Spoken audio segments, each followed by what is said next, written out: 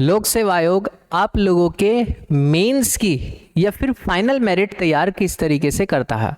तो बात समझते हैं। जब फाइनल मेरिट तैयार की जाती है तो फाइनल मेरिट कहने का मतलब इस फाइनल मेरिट में मेंस और आपका इंटरव्यू दोनों के ही मार्क्स की कैलकुलेशन पर बात की जाती है। सपोज इसमें सबसे पहली कंडीशन जो हम लोग रखते हैं, मैं ये चीज आपको लोअर पीसीएस और अपर पीसीएस इन दोनों को लेकर के बात बता रहा हूं। जब आप अपर पीसीएस को देखते हैं तो अपर पीसीएस में मेंस 1500 मार्क्स का होता है और इंटरव्यू 150 मार्क्स का होता है, और जो लोअर पीसीएस है इसमें मेंस 400 मार्क्स का होता है और इंटरव्यू 50 मार्क्स का। वैसे इसके सिलेबस में अभी चेंजेस होने हैं, तो आप ध्यान रखिएगा कि सिलेबस के अकॉर्डिंग या पैटर्न के अकॉर्डिंग कुछ चेंज हुआ तो नहीं है, तो फिर उसी के अकॉर्डिंग ये चीज़ें भी बदल जाएंगी। बट मैं अभी जो वर्तमान में अभी तक पैटर्न है उसके अकॉर्डिंग से बात कर रहा हूं। सबसे पहली कंडीशन देखी जाती है, कोई भी कैंडिडेट होता है तो वो मेंस में एक क्वेश्चन पेपर आता है स्पेशल हिंदी का, अगर मैं बात करूं अपर पीसीएस में, और जो लोअर पीसीएस है, लोअर पीसीएस में आता है एस्से एंड ड्राफ्टिंग का क्वेश्चन पेपर। तो इन दोनों के दोनों क्वेश्चन पेपर के अंदर आपको देखने को मिलता है कि यहाँ पर आपको एटलीस्ट 35% मार्क्स लाने मैंडेटरी होते हैं इस पेपर के अंदर, और इस पेपर में भी मिनिमम 35% मार्क्स लाने मैंडेटरी है। आप ये मार्क्स लाएंगे तो ही आपकी कॉपी आगे की तरफ फॉरवर्ड की जाएगी, नहीं तो आगे आपकी कॉपी चेक होगी ही नहीं। तो पहली कंडीशन तो ये है। सेकंड कंडीशन देखी जाती है, जब भी आप टोटल अपने अब अगर अपर पीसीएस को देखें तो टोटल 1500 में से जितने भी आपके मार्क्स आएंगे और इधर टोटल 400 में से जितने भी आपके मार्क्स आएंगे वो रख दिए जाएंगे। अगर अपर पीसीएस की बात करें तो ऐसा मान लेते हैं कि आपके जो मेंस के अंदर मार्क्स आए हैं, आपके मेंस के अंदर मार्क्स आएंगे तो उसमें जनरल कैटेगरी को मिनिमम 40% मार्क्स लाने मैंडेटरी है मेंस में स्पेशल, और वहीं आपका ओबीसी और इकोनॉमिकल वीकर सेक्शन उसको 35% मार्क्स लाने मैंडेटरी है, और एससी एंड एसटी को मिनिमम 30% मार्क्स लाने मैंडेटरी है। सेम कंडीशन इस तरफ भी होती है लोअर पीसीएस के अंदर भी। मेंस के अंदर मिनिमम इतने परसेंट मार्क्स आपको लाने ज़रूरी होते हैं। इस पेपर को पास करने के बाद आपको फिर यहाँ पर इस मिनिमम क्वालिफिकेशन मार्क्स के ऊपर काम करना होता है। अब आप लोगों ने मिनिमम क्वालिफिकेशन मार्क्स पर पहुंच गए।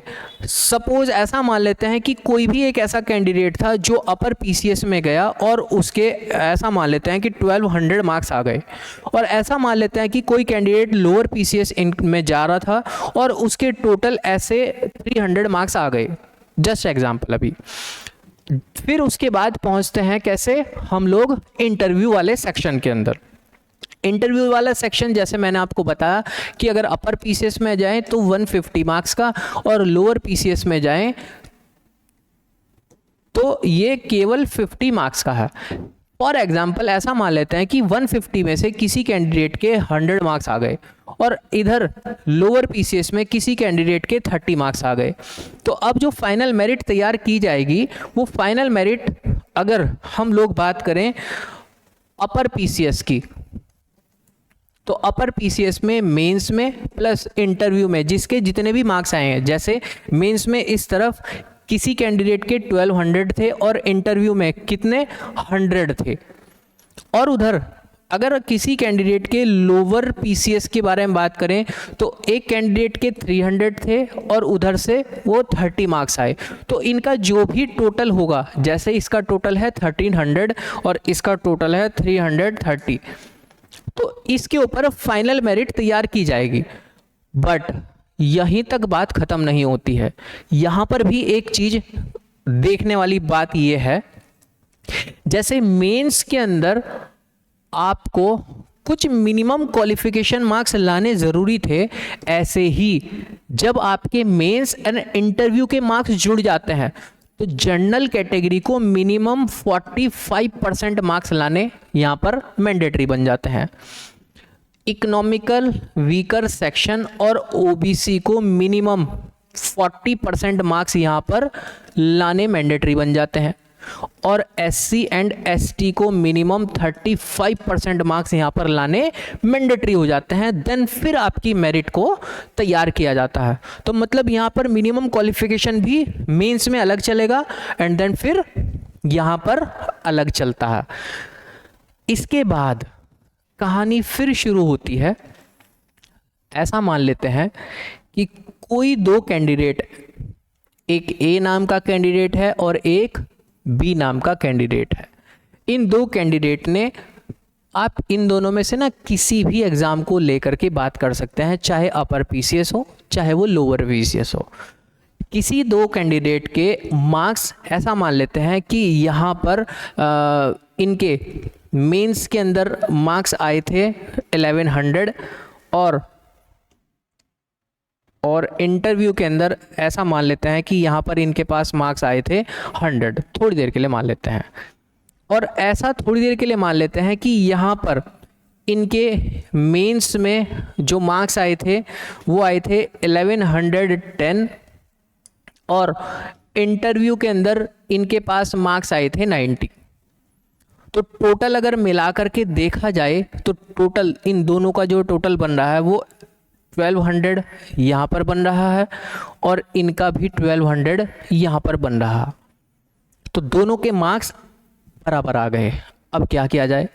तो कमीशन बोलता है सबसे पहले अगर किसी की मेरिट तैयार करनी है आफ्टर, तो पहली चीज़ देखी जाती है कि उनमें से जिसके भी मार्क्स मेंस के अंदर ज़्यादा हैं, सबसे पहली कंडीशन है जिसके मार्क्स मेंस के अंदर ज़्यादा आए हैं उसको प्रायोरिटी दी जाएगी। तो जैसे इन दोनों में मेंस में इनके मार्क्स ज़्यादा थे तो इनको प्रायोरिटी दे दी जाएगी। तो मेरिट में भले इन दोनों के नंबर बराबर है बट प्रायोरिटी पर ये चले जाएंगे। First condition. Second condition, if अगर इन दोनों लोगों के मार्क्स बराबर हैं, मेंस में भी 1100 और ऐसा मान लेते हैं इंटरव्यू में भी दोनों के बराबर आ गए, ऐसी भी कंडीशन बन सकती है। तो ऐसी कंडीशन में देखा जाएगा उनके पास अधिमानी अर्हताएं हैं या नहीं, एसेंशियल क्वालिफिकेशन है या नहीं। तो उसमें उन्होंने एटलीस्ट 2 साल प्रादेशिक सेना के अंदर अपनी सेवा दी हो। अगर इन दोनों में भी दोनों चीज़ें मैच हो जाती है तो फिर थर्ड कंडीशन देखी जाती है कि उनके पास एनसीसी का बी सर्टिफिकेट है या नहीं, ये भी पूरी हो जाती है। तो फिर फोर्थ नंबर पर देखा जाता है कि उनमें से जो भी एज में बड़ा होगा, ज्येष्ठ होगा, उसको प्रायोरिटी दे दी जाएगी। इफ़ अगर ये भी बराबर हो जाता है तो फिर लास्ट कंडीशन आ जाती है कि उनका जो अल्फ़ाबेटिकली ऑर्डर है, नाम के अक्षरों के आधार पर उनको फिर प्रायोरिटी दी जाती है। ये एक मेंस या फिर फाइनल की मेरिट तैयार करने का लोक सेवा आयोग का एक फार्मूला है जो सीधा सीधा लोक सेवा आयोग ने अपनी वेबसाइट पर भी पब्लिश किया हुआ है। इस तरीके से हमारे यहाँ पर मेंस की होती है एक मेरिट तैयार। आपको इससे अलग और भी कुछ पूछना होगा तो कमेंट बॉक्स खुला है। आपको तैयारी या फिर अपनी प्रैक्टिस एमसीक्यू फॉर्म में करनी है तो एप्लीकेशन पर डेली क्वेश्चन आते हैं, डेली के डेली आप वहाँ पर अपने प्रैक्टिस कर सकते हैं जो फ्री ऑफ कॉस्ट है। कुछ पूछना होगा तो कमेंट बॉक्स खुला है। बहुत बहुत धन्यवाद आपका।